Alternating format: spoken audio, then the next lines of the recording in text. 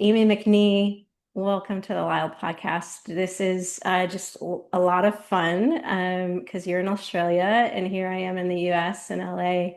And we met 2 years ago at a writers' conference that you had a leadership role and you were facilitating, you were a speaker there. And I think the first time we met, you were on stage with a microphone and I was in the audience in a room full of writers, people aspiring to call themselves writers and to own that calling in their life. And um, from my perspective, there was something special that happened in that. I don't even remember the context of what you were even inviting us to. I don't remember any of that. And then we chatted a little bit about the after the conference, and I gave you a copy of my book. And then that's been almost 2 years ago, our time in Mm, Santa Fe. So I'm so glad you're here. I just know we're going to have a wonderful conversation, and I'm just happy to learn from you as we mm. explore these topics of what it means to live a healthy life.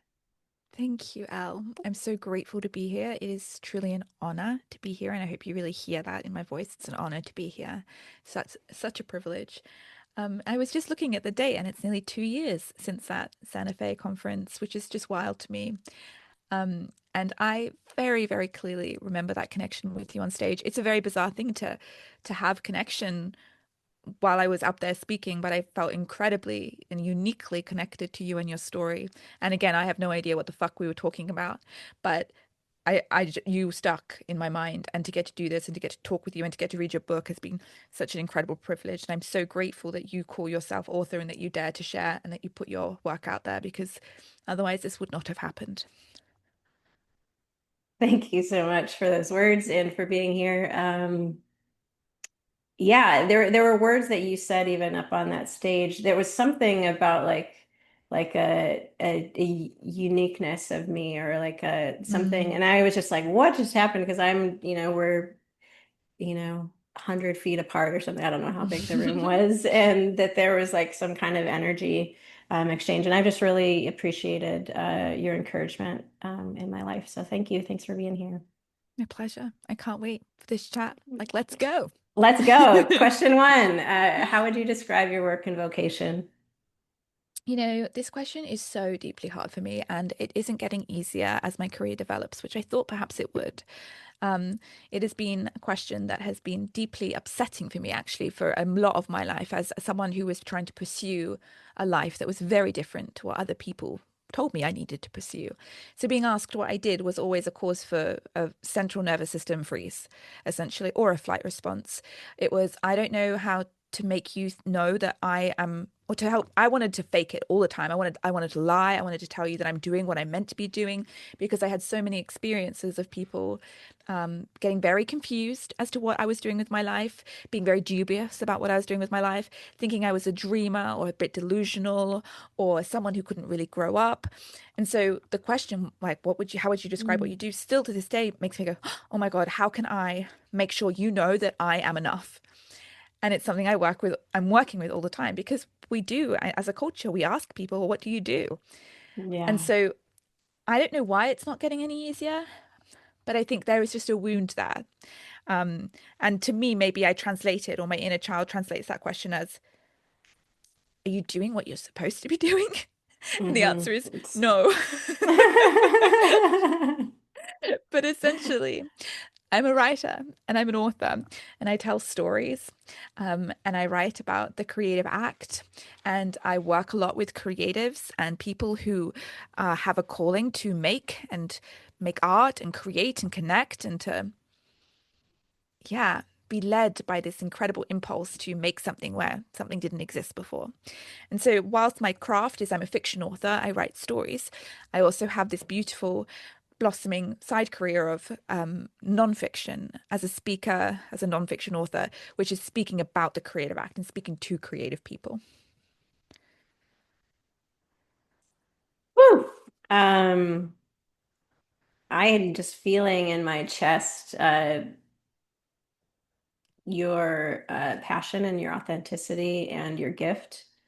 And um, I think I believe we're all creative.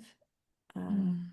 And so I think anybody listening, there's that potential for that just to really pierce their heart. Like Mm, what you said, and pierce maybe sounds strong and a little that it leaves you worse for the wear, but that message gets in there, and yeah. the message just I hear is just um, that resonates with me is just the importance of art, and so and the struggle that exists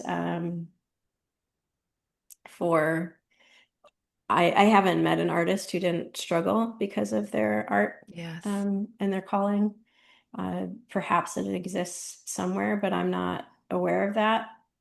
We don't live in a world that encourages creatives to pursue their callings. And so, whilst the creative process is in itself incredibly challenging, and I don't know that we can ever avoid that, it can also be incredibly easeful. But like, if we choose to make things, there's always going to be resistance there.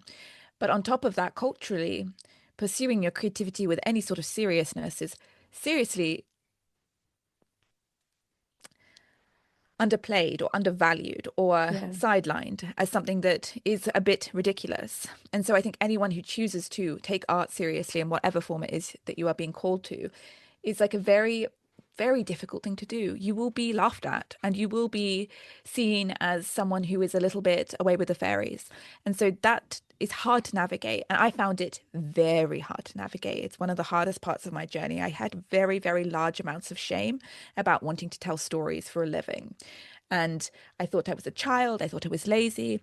I thought I was delusional. And a lot of people mirrored that response to me. Like Mhm. I didn't make that up by myself. Culture was telling me that. And so, yeah, like art itself is hard, but like just declaring or taking yourself seriously as an artist is almost harder, which is so heartbreaking because, as you said, Elle, the arts, creativity, it is deeply important. The world needs it to function and to thrive. And yet we're constantly told it is something for children or something for the retired, and that adults making things is a little bit silly. I'm just gonna be taking like all these deep breaths throughout this Please conversation do. because it's so because I feel like the message is so important and uh I think so as I progress in my life, I think there's nothing more important than just being yourself and just giving your gift to the world, and that hopefully we all do it. So it's not a Mm, selfish act. It's actually like no. it's a gift that we give, and that struggle is just so real that um yeah, as I just know throughout our time here, I'm just gonna have to like accept the wave or the that energy of like uh we must, like And we we must. must, yeah, to thrive, and thrive is my word this year that Mm. I'm feel called to lean into, and so you're just this conversation is such a gift, and um, I love that thrive is your word. I've been thinking a lot about the word thrive myself actually lately because I think when we look at the creative act, and again, I'm not fussy about that word, and I know you aren't either. I know you wrote about this in your book. Like we pedestal art as something that, has to be like, from an establishment or, only with fine art or only paintings, but art can be anything, like truly. And I want anyone listening to know that like the creative act is anything really made to connect with someone else. But yeah, like thriving, I think, is what happens when we embrace our creativity. And I truly believe that we're so obsessed with like optimization in this world. It's like, okay, I want to do breath work, I'm going to do meditation, I'm going to do exercise, I'm going to optimize my life. But I don't know that you can thrive as a human being without the act of creation. I think there's something so deeply inherent about making that we need to do it as humans, and that you can do all the breath work you want. You can meditate your fucking ass off, and it really won't matter if you're not using that energy to bring something else into the world, whether that is singing in the shower, whether it's cooking, whether it's gardening, whether it's, writing. We need to not just consume, but to create. And there's just something, and like when we create, we can thrive. Yeah, amen. Yeah. Yeah, there's so many points. Like you talk about shame and shame, uh what a weight that is, what a, ultimately that just isolates us, right? That leads to this profound loneliness that strips us of this ability to connect with other people. And I love your definition of art, or at least attribute that you're stating is essential to art, that um, the creative act is there to help us connect with somebody. Mm. And I absolutely agree, because when I think of art, and I think it's essential. I think it's something that each of us needs to do, but I don't think it's a solitary act. I think it's always meant to be given. Yes, it's quite controversial, I think, but I lean towards that as well. And I think it's controversial because people often think I'm saying, oh, create only for others. And, what Mm-mm. do you mean I can't create for myself? I'm like, no, but there's something about art that demands connection. And it doesn't mean it needs to connect with a lot of people, but my dad writes poetry just for me, and it's so beautiful and so Oh, profound. wow. And like those are, I'm not asking you don't need to want a huge audience, but there is something about art that demands a certain type of human connection. And again, that whether that's showing someone the thing you grew in the garden, whether that's cooking someone a meal, I just think there is an integral part of the creative act that demands connection. Yes, yes. I wholeheartedly agree. And I think there's just mystery in there. So I don't, we can say like, well, what is the why, or the or is there a how that it has to be. But I think there's so many options, so many reasons for the why. There's so many reasons, or so many ways to do it, so many hows. Mm, um so I think art is something that is absolutely for us. Like I think you can create, I think the more in authenticity, it should be something that is coming from you. Like there, I think, and this is maybe controversial, but I don't think many things that are out there that we define as art actually are art, mm. Why? because I don't um uh because there's not an element of soul in it. There's not um a Mm, stamp of the person. Like if I make something that is for somebody else, and so we have language for that. Like so you could be a musician and a performer or something, and you're not, um, you're like writing somebody else's music. You're just doing what is there to be commercially consumed, mm, to contribute to earnings. It's like a bottom line kind of thing. Well, our market survey says, we need this kind of mm, music. We need to write about this kind of topic.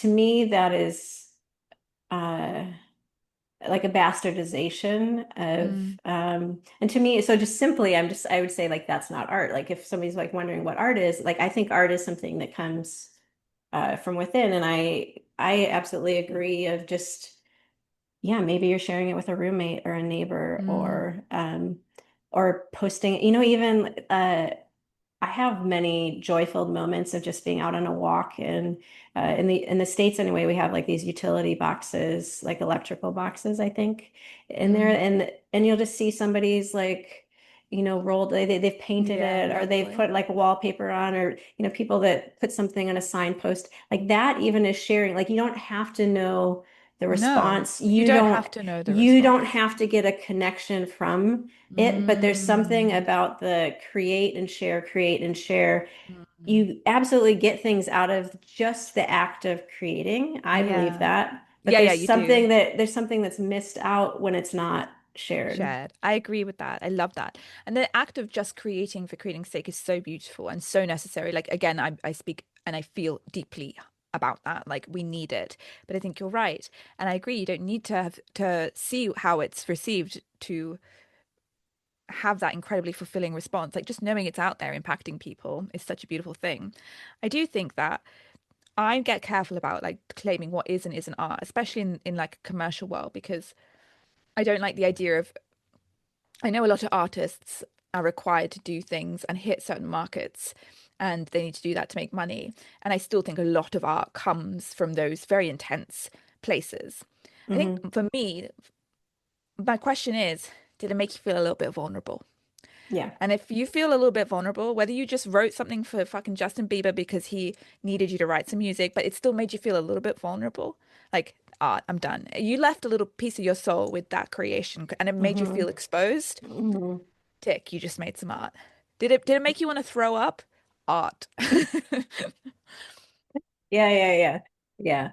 Um, I agree. And to me, um, even the importance of having the discussion about like what is art with like a not in an academic way, not in a like Mm, pejorative kind of way, but in a contributory yes. like skin in the game kind of way. Like I think it's just because I agree with you that there's such a need for art.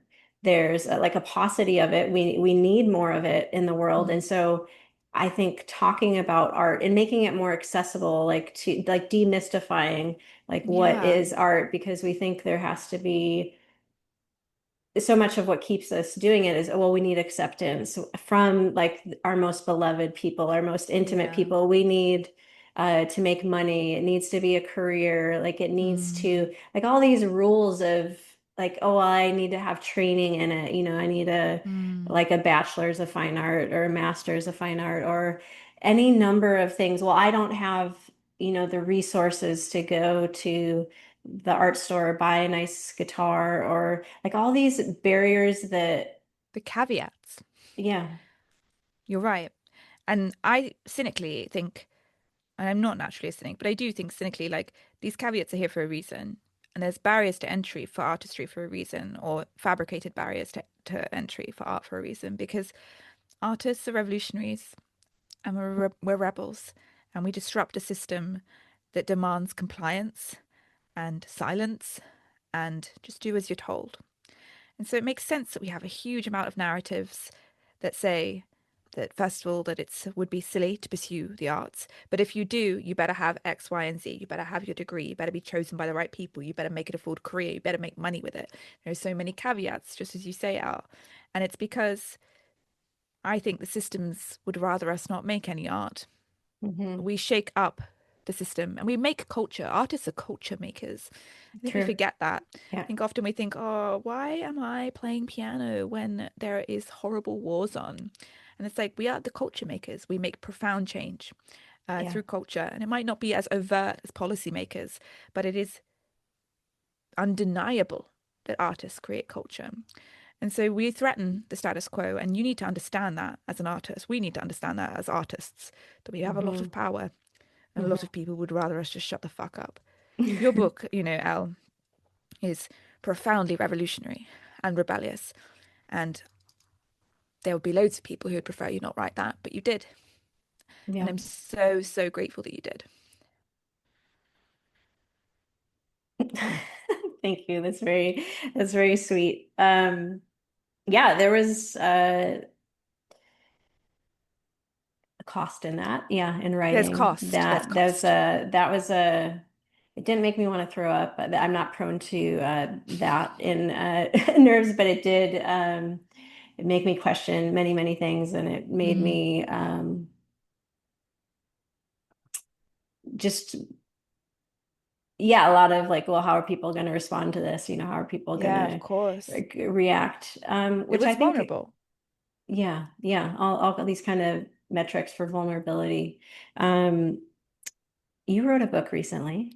Hmm. Yeah. Ta-da! Uh, how has that been? And this is the topic, right?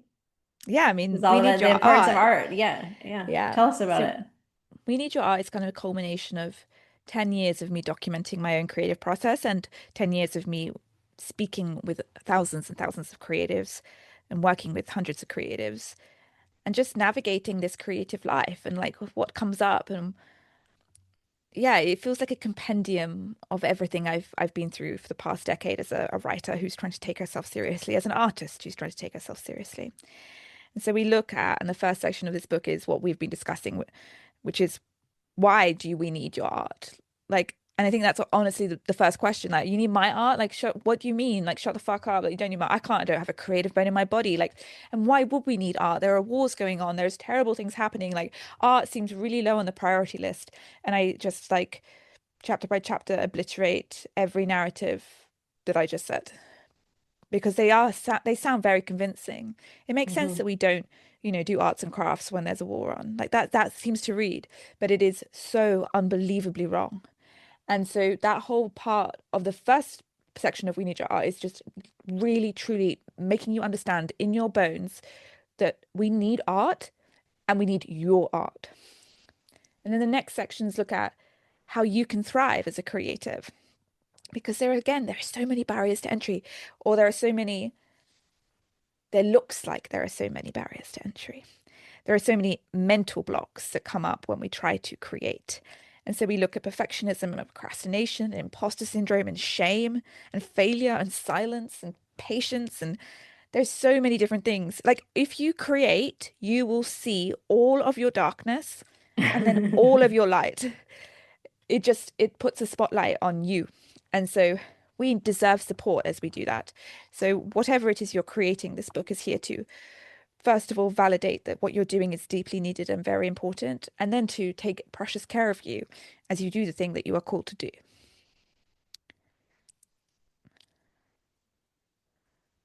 Um, what an amazing resource. I look forward to reading it.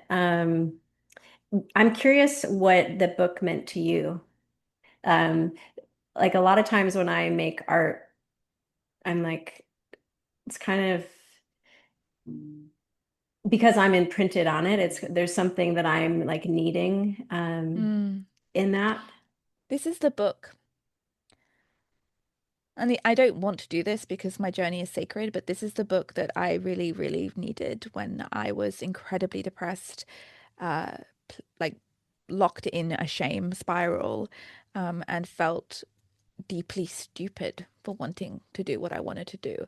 And so I wrote this book for a version of me, and I know where she is. She's sitting at the cafe, putting a coffee on her credit card because she was so in debt. She has no money. And she's sitting there trying to write her books and she's crying. And Mhm, I had very bad depression for a very long time. And it was because of shame. It was mhm, shame. mhm, And I would give this book to her. mhm. And yeah, that's why I wrote this book.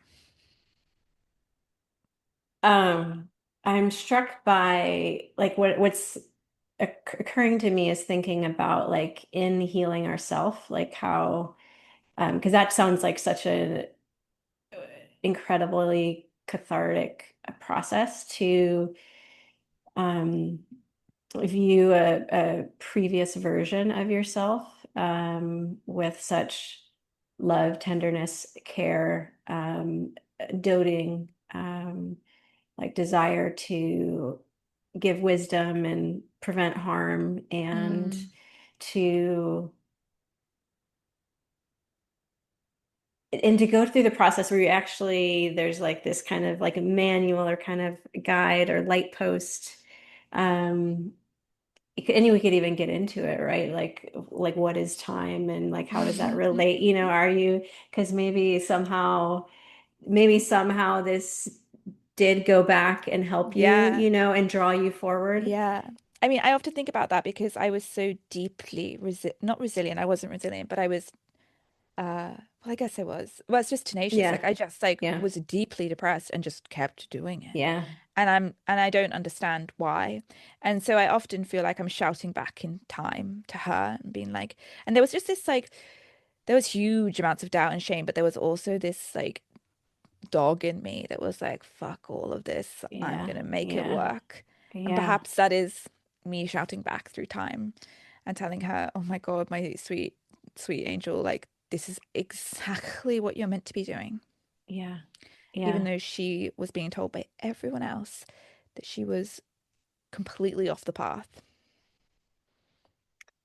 Oh, um, and this is what I'm saying. It's just happening again. I'm just gonna have to, because there's just a feel like everything that you're saying, it just is really just hitting me in my chest. It feels so vital. Like there's so much Mm, vitality in it. And um and I'm also thinking, and this is kind of something I'm learning about recently. Somebody mentioned this in a podcast some time ago on the LYHL podcast, and they talked about internal family systems. I'm familiar. Okay. And that's what I'm like thinking about and hearing as you talk Mm, to, well, there's part of me that was really depressed, okay, mm, that's dealing with that. And there's part of you that was also this tenacious dog that was like, mm, fuck no, we're gonna like, yeah. this is where we're going. And fuck those people, or, fuck what they're saying. Maybe not, Mm, depends how you're feeling in that moment. But that mm, we have these different parts of ourselves, that we're not a monolith. And yeah. Um, and right now I'm learning, I'm practicing, I'm exploring actually talking to these parts as I like my life right now is um I and we talked about this before we started the podcast, that my life is in a huge transition. Um and I find it such a gift to be talking to these different parts of me. Like because I right now I have so much to do. Like my alarm goes off at 4 a.m., 5 a.m. Oh, many days. hell. Yeah, we're in like the summer heat here. Don't come to LA in August No, and I've September. seen It's the those worst. temperatures. It's the worst. So, and I'm needing to do physical things outside, because I'm transitioning. One of the things is transitioning into van life. And so I'm selling all my things and doing all these things. But and I'm trying to figure out how to still care for myself. I can't do the normal things that I do, but what can I do in this season? And one of the things I can do is get up right away and do something very embodied outside. And prior to things happening just, 5, 6 weeks ago, I was running very long runs in the mountains, and I had this goal. And so I was like doing 15 miles, and then every week, was supposed to go up to for this thing I was going to do later in September. And in what am I doing right now? I am not running. My Mm, days are marathons. All I'm doing are these very slow walks with mm, tea. And but I'm talking to these different parts of me. Like I am paying attention to my body, and I'm saying, like today I felt really heavy. Like I was very aware of all the cells in my body, but it felt like each cell had a string down from it, and that there was a weight on it.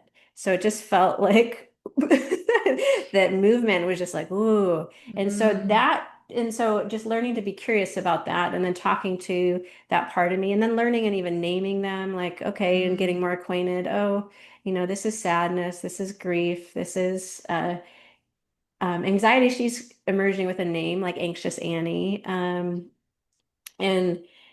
And so today was like, oh, I can tell there's some like grief, the heaviness. I know that that's a mm, grief, that's a sadness. And so then I just said, sadness, is there something you want to say? And then allowing them to have voice, which is part of IFS, which sounds so when the person was talking about it on the podcast, JP, I thought it was interpersonal. I didn't think it was like mm. intrapersonal. But that's been really profound. And so I'm just thinking of that when you share about these different parts of you, and you say, well, no, I was also this. It's like, yeah, Yeah. We're many uh, things. we're many things, and allowing, and I think even uh, in authenticity and art, like allowing for that. It's so important. And I find it so incredibly interesting that, I've only recently learned about internal family systems from Martha Beck, who speaks about it in amazing ways in her latest book. But I've been unconsciously doing that, and it's been very instinctual. Like that's how I have coped through a lot of things throughout my life. And the biggest reason, and the reason, one of the biggest reasons I credit to where I am today, and I'm in such an incredibly abundant place, right now is because I found a voice that I call like the mothering voice. And I Mm. found it on the pages of my journal. As I was going through what I felt like was a duality, like a war between this part of me that was saying, you are so embarrassing for wanting a life of creativity. And then this other voice that said, shut the fuck up. This is exactly what I'm made to do. I had a third kind of voice uh, who would come onto the pages of my journal. She'd let them bicker. Like these two voices would essentially bicker on the pages of my journal. And then at the end, she came in and she said, oh my God, you are doing so well. And I'm so proud of you. And even though this is all really hard and yucky and messy, you have no idea what is coming. And there is so much beauty around the corner. And maybe it's like, maybe it's me. Maybe it's me now speaking back in time. But she was Mm, godly and she was mm, deeply maternal. And mm, I still see her on my pages regularly, not as much. I needed a lot more care back then. mm. Um, but it was this third voice, and she is so wise. I can almost not believe she exists within me. And what a beautiful grin as you say that. With like you can just see the affection and hear that in your Mm, voice, that part of you. Well, we've gone very deep just on the first question. What do you think it means to live your healthiest life? And we might have covered some of that ground already. yeah, I think it speaks to so much of what you talk about. It's like it's being you. And but that's a big journey. It sounds so easy, right? Like it's figuring out who the fuck you are and then letting yourself live that. And I feel very fortunate that uh I've always had quite a strong sense of self. And of course, like culture and people and pressures have tried to squash that within me. But it's that dog. She wants to be seen, she wants to be heard, and she's very, very defiant. And so who I am, and I'm ever changing and I'm not one thing, but like there's like a immutable essence of me. And it's at times in my life very frustrating because she isn't what the world wants a lot of the time. But I'm Mm. so glad that I'm so stubbornly myself. And I think, and I look at a lot of the people closest to me and I see the fragility of self Yeah. and how much easier it is to break them and to dissect them and to make them something different. Whereas I just feel fortunate. I don't know why it is the way I am, but there is, I mean, an immutable essence of who I am, deeply stubborn, and she just fights. And maybe it's a blessing, maybe it's a privilege because I've never, moved through something that really truly broke me in that way. But I feel very grateful that I can be in contact with something that feels so Amie. Mhm. Yeah. Yeah, well, what's striking to me there is even something that we would take as like a negative connotation, like stubbornness, Mm. right? And that Mm. you're just like giving yourself this big hug of no, this stubbornness is really like this tenacity of Yes. this self and this willingness to not, yeah, immutable, that Mm. immutability of you to not let yourself be uh well, I believe we can't change our essence, so I think that's always Mm. there, but I think it gets covered in shit or walls or Yeah. scales or we can live at a distance to it. It can be really hard to access. Yeah. Um, but so in light of that, it would seem to me like this stubbornness is like a, like you're not gonna like it's just this work to continue washing off the shit that Yes. either you or other people put on, Yes. and this refusal, oh, a wall's starting to get built, and you're like, fuck no, you got the sledgehammer out or Yes. that that there and that should be um like I have goosebumps right now. That just feels like a part of us that we all have, right? And Mm. but it's Yes, we is it do. is it is it something that we've worked out? Is it something that Mm. we're familiar with, or is it, a part of us that we don't feel And we don't feed. yeah. I think I like this idea of like the dirt on me. And like, I think obviously, like, there's loads of, again, narratives that I've held that have been distracting from who it is I am. But I have very little tolerance for it. And I have a very acute sensation of there being shit on me. And so when I'm p Mhm. playing out a narrative that isn't who I am, like it feels really fucking bad. And so I think that's why I've had such challenging mental health issues because Mhm. I feel deeply sensitive to living a life that Yeah. is not my own. Yeah. And again, thank God for the sensitivity. Thank God that I Mhm. have no tolerance for it. I mean, I can tolerate it and I have for many years, but like there's something that I react so strongly to living outside of my alignment. And I have no capacity to really have long term living outside of my alignment. And again, I'm just very thankful for that because I know lots of people who really find it in themselves to just battle through entire lives outside of their alignment. And I'm very grateful that I just couldn't stick that.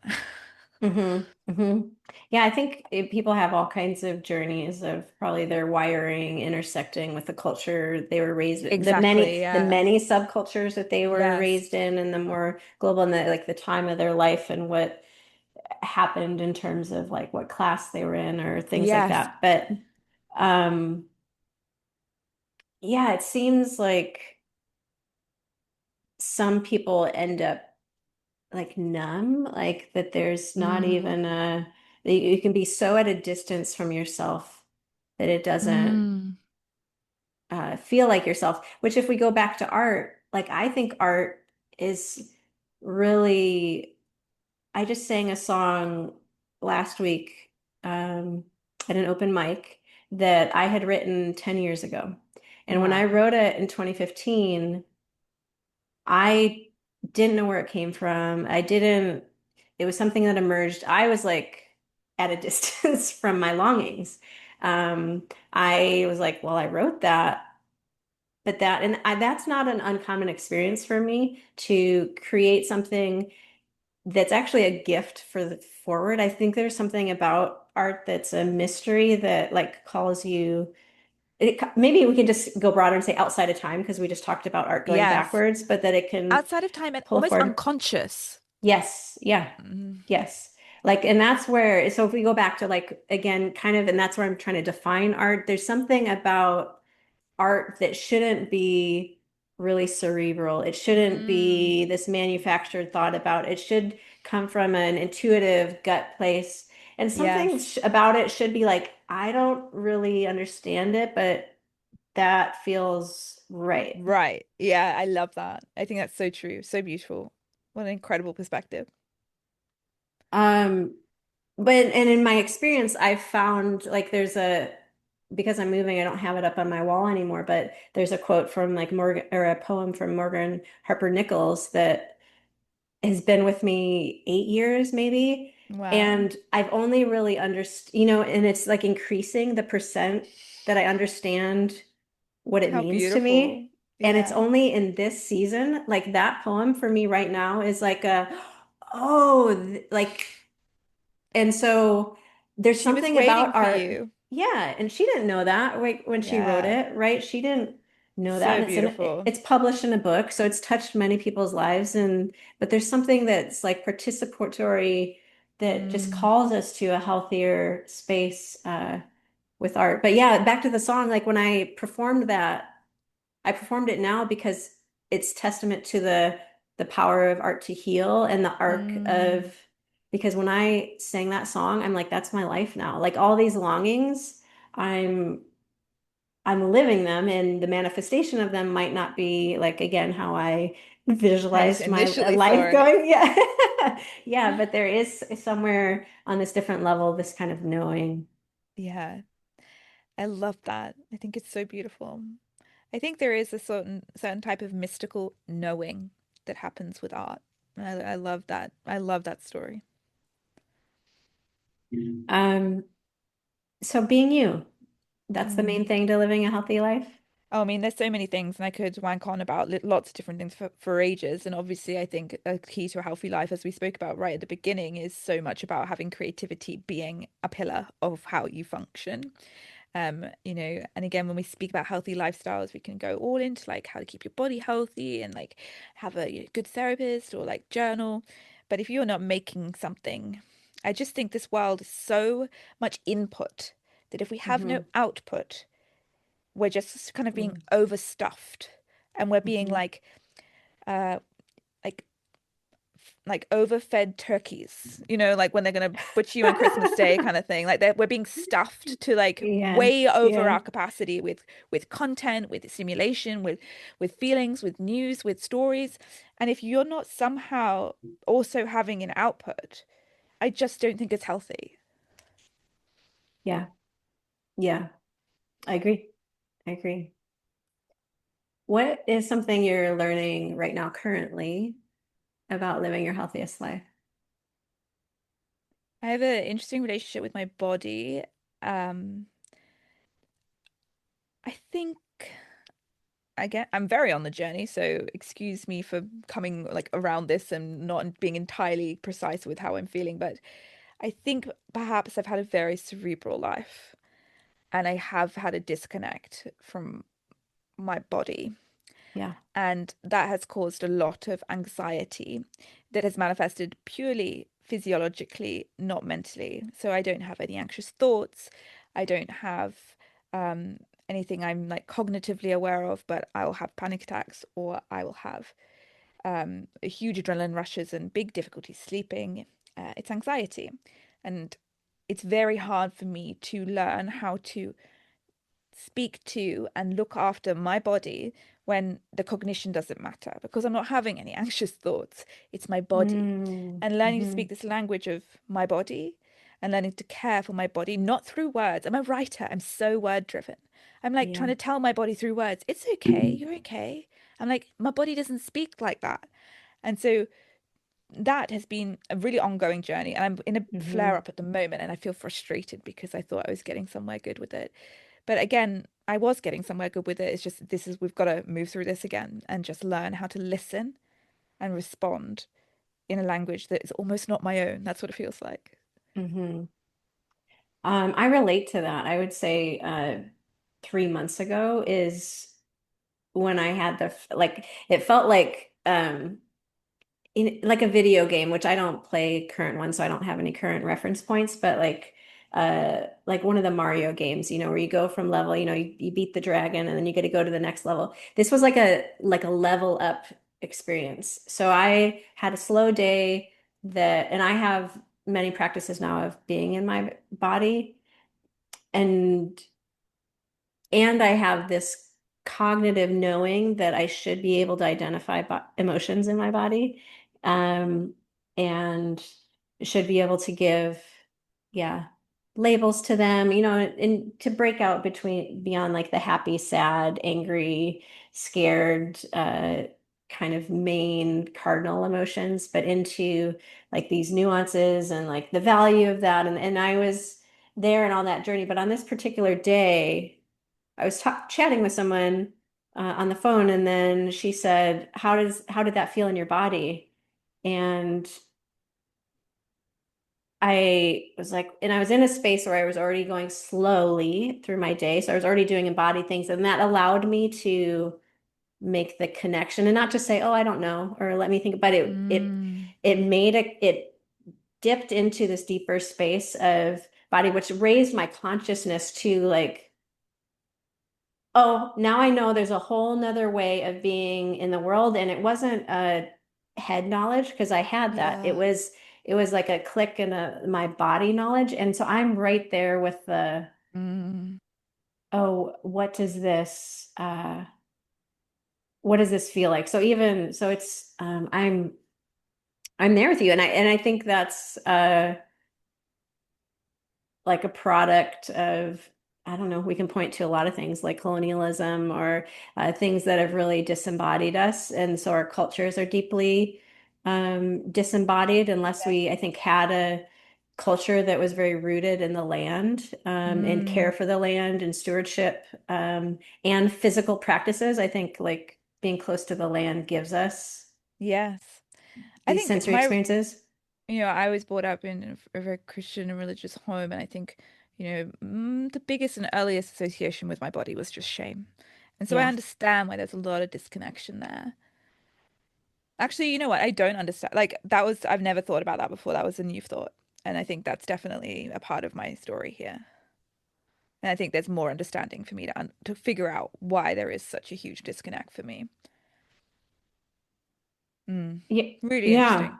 Yeah, and that's is bringing my mind space back to like where I was in writing my book, Holy Shit, of like looking at judgments and Yeah. identifying them. Do I believe them? And then some of these, yeah, being related to the body, being related to sex or Mm. um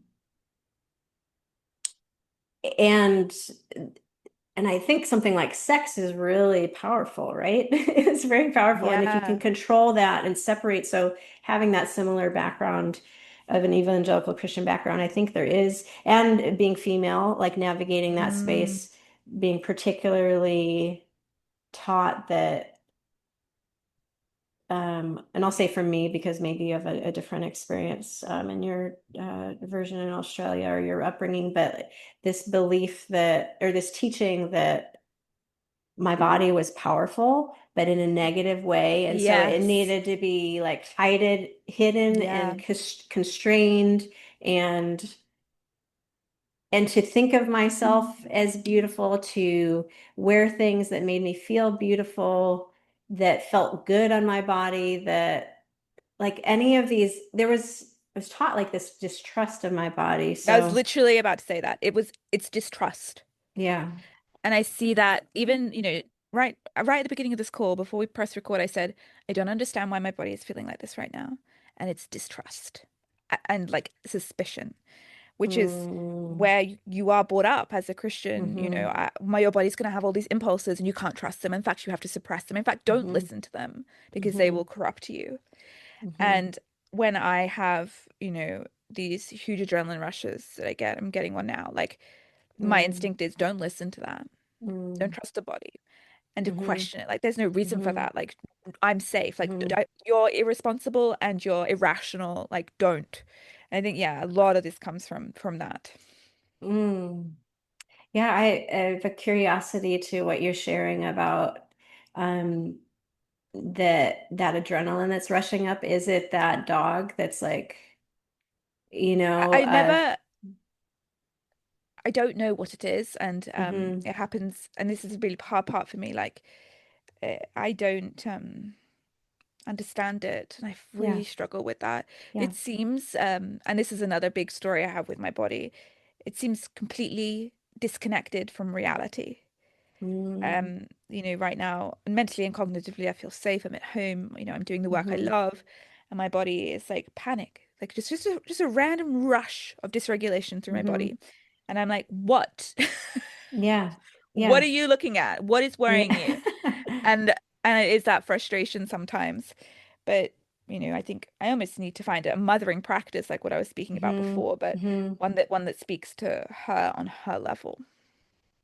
Yeah, maybe a physical mothering practice, Exactly, yeah. like a caressing or something like Yeah, that yeah. of because if there is, because it seems like what preceded, that we started talking about shame, we started talking about distrust from the Christian or evangelical Mm, Christian background, which I would want to, put a pin in or asterisk sign and mm. say, um, I think uh I think the problem in an evangelical Christianity is like this distancing and the shame. And there's many things of like uh believing we have the right answer and other people don't. But I Yeah. think there are Christian practices, particularly I think like in more contemplative varieties that don't have these same consequences that we're Mm. describing here.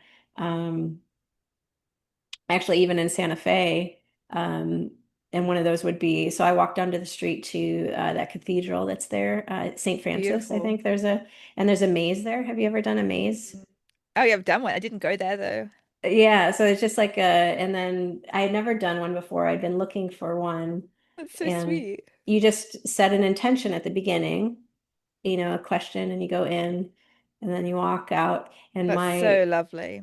And my question that particular day, I remember, was what is love? Because that was on my, and so these kind of things, but to have I think whether it's a religion or an institution or whatever the culture or subculture is, it seems when there's not going to be health when it's separated from our body when we are distrusting our body for our own reasons, or the culture is telling us that we shouldn't trust our bodies. Mm, yeah. Yeah. So Big. I'm excited for you, and I appreciate you Me sharing because too. I think your body is, it's just saying it wants some attention to, Yeah, she's just yeah, asking. She's just asking for something. yeah, Or she's just letting me know about a few things. yeah, And I just, yeah, I listen so much better now. I still don't understand, but I sit there and I'm like, yes, okay, yeah. I hear you. I think, well, that's the, to me, yeah, as I'm practicing and as I'm learning from people that are more practiced is like Mm, is curiosity is the approach. yeah, I love that. I think, I'm a writer as well, like, and I occasionally like paint and do a little bit of drawing, but mostly I'm very in my head. And I think, for me, maybe a next part of my journey is like having that creative act that uses my body in a much bigger way. See Hmm. if we can communicate on a creative level. Okay, good. I did have that Mhm. in mind. I wanted to ask you what like artistic disciplines you Mm. utilize or dabble in. But yeah, maybe it will be cooking meals or Yeah, dancing some sort of or movement. a painting or Yeah. gardening, landscaping out in the or Mm. maybe you'll be like me and be building out a van Oh my God, I and love building like that. a And or building some art. kind of home. Yeah. So beautiful. Yeah. Oh, I look forward to hearing of what that is if I get the chance. Mm. What so you've written a book talking about this, but what is something you wish more people knew about living their healthiest life? That you don't? Oh, it's a great question. My instinct is to say that you don't need to be chosen or picked in order to live a healthy Mm, life. hmm This is a big thing for me. It's like I waited and waited and waited because I thought that in order to live my best life, my most aligned life, that someone needed to choose me to do it, rather than like realizing it was already mine and I could just do it on my own terms and I could self-coronate and put the crown on my head, just do it however the fuck I wanted to do it. Instead, I waited and waited and waited, waiting for someone to see me and to choose me and to say, you get to hmm do it, what it is you want to do with your life. And I think a lot of people are waiting for permission to live their best life. I think a lot of hmm people are begging other people for permission to do Yeah. what it is they want to do.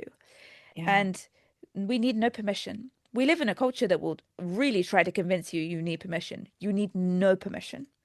You can coronate yourself with your own fucking crown, put it on your own head, and go do what it is you want to do and live your healthiest, most aligned, most creative life without anyone validating you or choosing you. And a very difficult lesson to learn because nearly all of our like structures demand choosing. But we are human beings and we don't need to live within those structures if we don't want to. Um, I feel like I might cry. Allowed, Is allowed. that yeah? Oh yeah, I'm a big crier in my Me too. as my adult life progresses. Yeah. Oh, how Yeah. beautiful. It's like you're returning home back Oh to when you're yeah. little. Uh-huh. Oh yeah. And even right now, and I've heard some science about this. We have different tiers. Yes, how cool is that? Yeah, like my tears are different right now. They like will just like fly How down my beautiful. face, and I don't get all congested. They just like, because Drop. historically when I cry, I get like, really like Mm, mucusy and all that sort of thing. But they'll just like, boop, they almost like I don't even know. they're heavy. They're, yeah. And they're lighter somehow.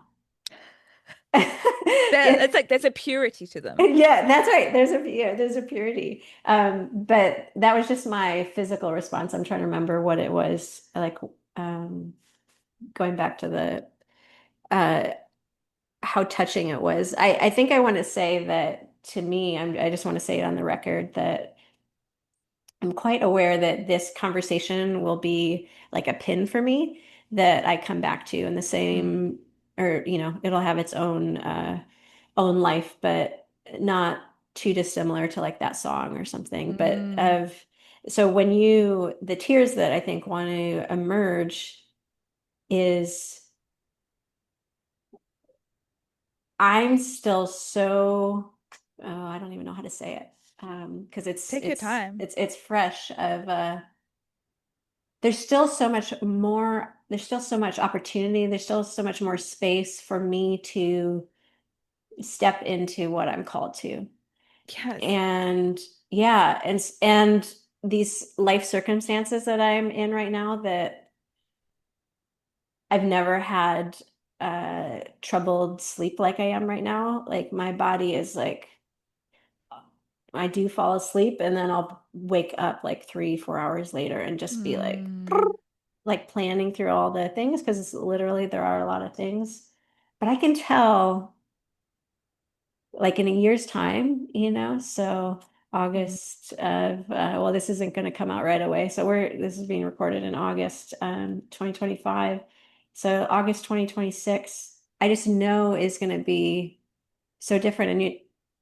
And so like you wishing that for people is, I'm uh receiving that and a reminder of just yes, as I go through yes, there's this anxiety and you know what I'm doing? I am going more purely than I ever have before for the things that I want and I mm. uh, feel called to. So it goes back to that Morgan Harper Nichols, Mm-hmm. like the poem kind of ends with like setting sail, and leaving like familiar shores and stuff. Yeah. So Wow. thank you for that. My pleasure. And I'm so incredibly excited. I think a lot of people, when I say this, I'm like, choose yourself. You're like, holy shit, there are so many ways that I could do that because for so many of us, there are so many ways that we've been outsourcing that. And so that feeling of possibility is so beautiful because I think radical magic happens when you put the crown on yourself. And so I'm incredibly excited for the amount of times you hold your own coronation over the next year. And I love that imaging too. I'm grateful that you went back to it of the coronation and the crown and the Mm, um because that the imagery of a writer, right? You could just say, give yourself permission, but to evoke this image of ceremony, royalty, of so yeah, it continues to be a gift because that's giving me ideas. I have a friend, I just, bought this van that I'm building out, and a friend was like, "Oh, we need to have like a ritual for it." mm. I love Um that. and I was going to be happy to receive it like passively as I'm pretty much happy if anybody wants to pray for me. I guess it depends what they want to Mm, pray. But that's like I'll go through life. But if there's like if somebody wants to do something, so that's from my like upbringing. I'm like, yeah, pray for me. Great. Who can't? Like, mm. yeah, more Yeah, prayer. Thank whatever. you. Yeah. But if somebody like, yeah, wanted to like have this send off, this ritual, this blessing, Mm, and I'm thinking now like, oh, that's a great idea and I shouldn't just take it passively. This is something for me to step into, like you're mm. saying, like what kind of ceremony can I make? So I love the ceremony I aspect of love it. ceremony. I think it's deeply important, and we have lost a lot of it in our modern Mm. times. Like we Tell us we more. lived we lived in, my background is as a historian. I write historical fiction, and I specialize in medieval history. I actually specialize in medieval sex culture, so like medieval porn, medieval sex work, medieval sex Okay. practices, like super super niche. But when I look at that time of history, like life was just filled with ritual and ceremony all the time, and we're very detached from that now. We have very very few. And so I believe we need to make our own ceremony. And it can feel incredibly silly because traditionally ceremony is something instituted by the masses, like, oh, I like a birthday party is a ceremony, and that makes sense because everyone understands what it is. It's like contextualized. Christmas, weddings, these are ceremonies that we still have that are very contextualized. And again, society says, yes, I will participate. But when you choose to hold your own coronation, and I know, I speak about this topic a lot, and I've seen writers, creators, artists hold their own fucking coronation. And I know that that would have taken them out of their comfort zone because people would have been like, what? But to do so and to so intentionally celebrate and mark a moment so profound, I think is life-changing. And I have a chapter in the book, it's in the success chapter, where I just think we are just not marking our lives like we should be. And we are Hmm. letting things slide by so, so easily and so uncelebrated and so unremarkably when they are truly remarkable and deserve to be to be captured and held at least for a few seconds longer than you are. And so I Hmm. love the idea that you hold a coronation or hold some sort of ceremony for this huge transition time in your life. The idea that this transition, like you're moving through so much, Elle, the idea that it would go past without ceremony makes no sense to me. Mm-hmm. Hmm. Well, again, a gift to me, and I think to those listening.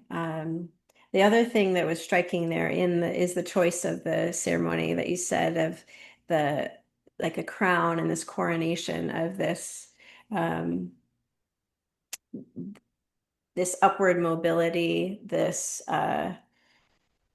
highlighting worth and value. Those are attributes that seem just implied in that image Mm, of the crown and the ceremony. yes. I imagery is very important to me, classic writer, but I frequently imagine myself on the throne. uh, is there more that you would be willing to share about that, or does that feel too personal? No, not at all. There's just I am often like I have a blanket. I have a high importance on physical comfort. So I'm sitting on this like fuck off throne, like very upright, like hands on either side of the throne, but I'm also got blankets. So I'm like deeply comfortable and deeply the authority. And I think Mm, I've had a problem with, and it's a similar concept to deferring permission and deferring validation to others, but I've had a problem with deferring authority to others. And again, it's not my fault. We live in a society that says there's always someone above you who can tell you whether you're allowed to do that. It's in our education systems, it's in our corporate systems, it's in our legal systems. There's always someone in authority. But I will give the authority to anyone else other than myself because I forget my power. And so I have this imagery of me on the throne, and I'm in authority and I'm also deeply cozy. And I love mm, these like two parts of me and that both are possible at the same time. mhm, Um, and yeah, it's an image that I use in my journaling. It's an image that I'll just throw up for myself when I'm, perhaps giving authority to somebody else in my life where I shouldn't mhm, be. Um, it's funny because I'm deeply anti-authoritarian. Like I hate to be told what to do. Like I really just like I've always ground against like teachers and everything. Like please just let me do what I want to do. But at the same time, I see myself frequently wanting other people to tell me how to live my life. And it's a mm. constant, again, it's that The duality, right? It's parts, that yeah, there's a yeah. part. And so for me, that image brings me home to who I am, which is the rebel queen. And Mm. she makes the calls. Hmm. Yeah, that there's this part of you, this rebel queen, that when needed, right, will Yeah. uh, stand up and do it with ease, right? She's, With yeah, ease. yeah, She's so yeah. easy. She so easily sits on that throne. Hmm. Yeah.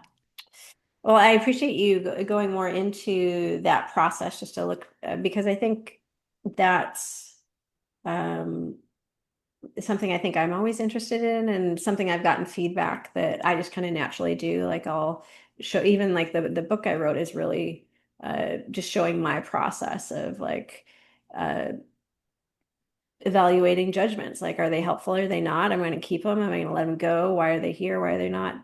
Like, I think so. I appreciate that to show because I think it's helpful and you always run into problems of maybe people wanting to like copy or mimic. But I think the best thing is I think just knowing the possibility of because for me there's a gift in that. It's like, okay, well maybe she's got her own kind of throne and probably has got some color in there and Yeah, like some, what's your you know, throne look what's the like? right, yeah, or is Do you it a have any throne? Is inkling? that, Yeah, I mean, it yeah, might not be like, a is throne. like, yeah. Um, authority. No, I wonder how fast I'll be able No, to. you don't have I, to. I think I have to sit with it for a Mm, bit please do. and so that's a gift to me to point towards, hey, here's a mechanism, here's something you could try an experiment that might a practice that might help you with Mm. connecting to yourself and in that way like giving myself permission to show up in the world, right? So that that crowning, that coronation. So if I feel the most grounded in nature. So I think I would be like on a mountaintop. Mm. So like and I would just be dressed for the weather, whatever that is, So if I I need mean, a look at this. windbreaker, It's yeah. just like iconic, an iconic throne image, you know? I almost fell off the chair. Yeah, so true, yeah. So and that would be I like trail ran up to there, that's probably like Mm, 7 miles up to that spot. Um, so there you go. So again, so there's something intuitively that happened that even mm. wasn't quite connected to my brain to know that. So what would I do? That's that's what I would do. Yeah, So, you but stand naked on the top of a mountain yeah, and just be like, and yeah, arms open, baby. So yeah, cool. yeah. That would be my act of I love empowerment. that. I think just as I'm reflecting on like that image, so I haven't done a huge amount of reflection on my own image that I use so often. I think a big part of my journey is balancing a rebellion with safety and power Mhm, with safety. So the fact that I'm like cozy as fuck on this incredibly powerful throne, I think is indicative, and it speaks to the constant balance I'm trying to take of. I make very risky choices and I take up space and I am brave all the time. And I think I live a life where I'm constantly having to do those things because I will. It's inevitable. I'm relentless in that way. But I also require to create senses of safety. And so mhm, when I put myself on that throne, I say, you are so powerful and you are so safe. I think that's kind of the imagery I'm giving myself. mhm, mhm. I I love that. I love that. Thank you for sharing that, and what a gift. What, Amy, I'm curious about your background a little more. What is something from your cultural or ethnic background that helps Mm. you live your healthiest life?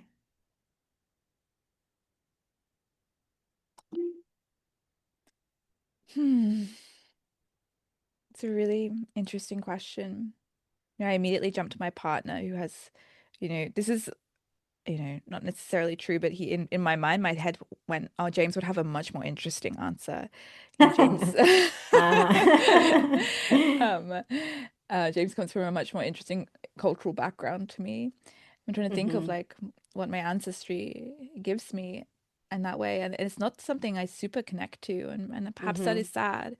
I know that something that I find deeply ingrained within my imagination and with my creative practice is history, and it's the history of England mhm, and Scotland, which is where my ancestors are from. And I've always been incredibly called to study the past and study past traditions and study past stories of this island. Um, and that's interesting in itself. And I get a lot, I mean, all my stories are based in the history of people who could be related to me, I suppose, in many ways. But yeah, an interesting question because it immediately leaves me feeling lacking. And no one's ever asked me that before. mm. Mm. What's your answer to that? I ask the questions here. Hey. I know. Let me see what emerges because I haven't been asked that question before, and I think, and this is for many years, I only had 4 questions to the podcast. This is Mm. a recent emergence because it seems important, and I think so some of the background of why the question is because I think to be embodied, it needs to be an understanding of the culture that you're in and where you came from. Mm. And so I'm interested in communicate contributing to that conversation. Mm. Um, because Yeah, I it's don't think it is discussed very much. So I don't think it is, and I think it particularly so some of this emerges out of my work to undo the influence of white supremacy in my life, yeah. and um, that I relate to as well because I don't think about like family culture things a lot. I just think in the US we too just be like we just do things I, how we do it. We don't yeah, think of, well, what is your, what are your cultural practices? What is, I think but so much I, of go it ahead. is, sorry, for me, it's like I'm white. I'm also like white in Australia, in a place where, I mean, much like America, where our indigenous population in Australia was culled and murdered, and was, when there are only 3% of Aboriginal people in Australia now, and a lot of them are like, most all of them are systemically oppressed. And so for me, when you ask me that question, I think I have inherited shame Hmm. and I have detached. Hmm. Yeah, I appreciate that answer. Mm, Um, yeah, I'm seeking to. So, if I can give a little backstory, I haven't talked about this on the podcast. There's a, speaker, author, therapist, social worker, Resma Menakem, who does work um, with anti-racism work. And he introduced me to the idea that me as a like white person, that I'm not safe for a black person. mm, And in order to do that, I have to do, 3 to 10 years of um, work with white people mm, to even like approximate that. And that idea was there. And then they were just like, oh, well, and this came in the wake of George Floyd's murder and mm. me really um, deciding that it was a threshold. There's Mm, this threshold. There's a watershed moment that I was not going to stay where I was. I was going to move mm. into new territory, and I was going to take on more discomfort and learn more and take on more responsibility. And he has a book, My Grandmother's Hands, and I didn't make it fully through the book because it became like a workbook and you're supposed to do it in community. And I didn't have that at the time, but I read enough in that book to be introduced to the concept that as white people, we have a lot of work to do to Mm. unpackage the generational trauma that we hold. And by and large, it is this disembodiment. Yeah, that's so interesting. Um, and so I bring this question in because I think there are people, the people on the podcast, all kinds of cultures and ethnicities, and some people are connected to that and can say very easily, and then Yes. other people can't. So for me, I really long to connect more to that, to do this work in that, and I don't want to, because we could have many podcast conversations about this. So to make it a bit more shorter than I my tendency can be. Stating that I hope to do more. Yeah. But some things culturally that I think have been helpful for me. I grew up in the Midwest part of the U.S., so near Chicago. Um, my mom grew up. I have roots not far removed from farming. My mom grew up on a dairy farm. Mm, Um, my dad also grew up in a more rural community in Wisconsin. And I think there was an ethic of like working hard that mm, and being responsible. And these things there's been benefits to that, things that have served me in that. mm. Um, Has there been things that have hurt you in that too? yeah, yeah. There's a Mm. lot of unlearning I've had to do because there's also a culture of uh, a tendency towards like scarcity I and was fear literally of about to say like that. Yeah. saving and the response and being overly responsible. Like I'll take Yes. on the responsibility of other people. Like Yeah. they should, they shouldn't. Hey, Yeah. which, has led to, some of like my need to even write that book of just it's led towards making judgments very easily. Mm. Yeah. But Really yeah, so interesting. yeah, so but I can't. yeah, but I long to go even further back into Yeah. my lineage. I'm like straight up like melting pot. I have so many different European and then I do have some indigenous Guatemalan, which has been easier for me to like connect and be Mm, and I'm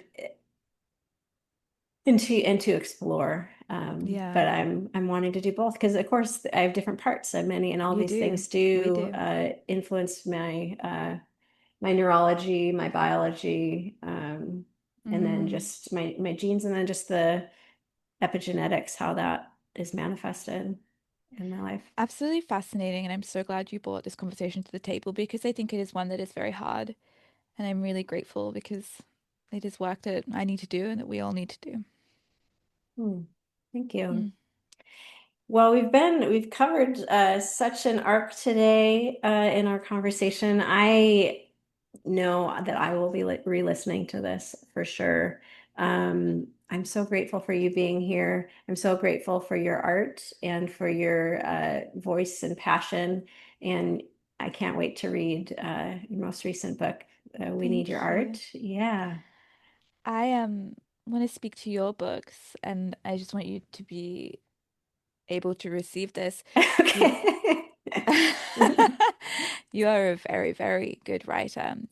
Extremely, it made me feel porous. Hmm. Like the words just went straight in, and your ability to put truth on the page was profound. And I'm very grateful for your art. It is very important. And I thank you for your vulnerability and bravery. Hmm. Thank you. I receive those and I'll have a re-listen and I'll receive them again. Good. So thank you for the gift of saying that in a recorded setting and saying that publicly. Thank you for if I can use the L word, thanks for just the love that you are sharing, even in the midst of just brief circumstances 2 years ago. And what do I want to say about this? Like, I think there's just like a mystery, there's a profoundness like of that it's like a finger in or it's a connected to the vein or the river, whatever kind of imagery we want to use. That's my problem. Can't pick one of like what life is. But like Yeah. there is this exchange. So thank you for your intention to share that because and I keep saying gift and I mean that of what you are to me and what you are to the world. And I know that your tenacity doesn't come without a cost. Mm, Um, and I thank don't you. doubt that that's a bit of what you're experiencing right now as you Mm, really level up. And so thank you so very much for that. And yeah, take dear care of yourself as you thank you, Elle. navigate the newness of this season, the newness of the influence of your of of you, because all your art is an expression of you. So Thank you. Thank you yeah, so much. I'm so, so grateful to have been here. thanks for being here. To all my listeners, may you always see the blessing. Thanks so much for listening to this episode of the LYHL Podcast. I hope to see you at the next one. You can make sure that that happens by subscribing on your favorite podcast platform. If you're new to the podcast, go ahead and listen to past guests. There's really just a wealth of knowledge there. This is a passion of mine to help you live your healthiest life, and to do that together in community. Contributions would make this work so much more easy, and you can do that via the show link in the show notes or the website through Ko-fi, and the website is www.theellebetrell.com. You can join the newsletter, the LYHL newsletter, via the website and show notes. There's also opportunities if Instagram is your thing. I'm on there on occasion, and you'll look for the LYHL community, and LYHL is LYHL.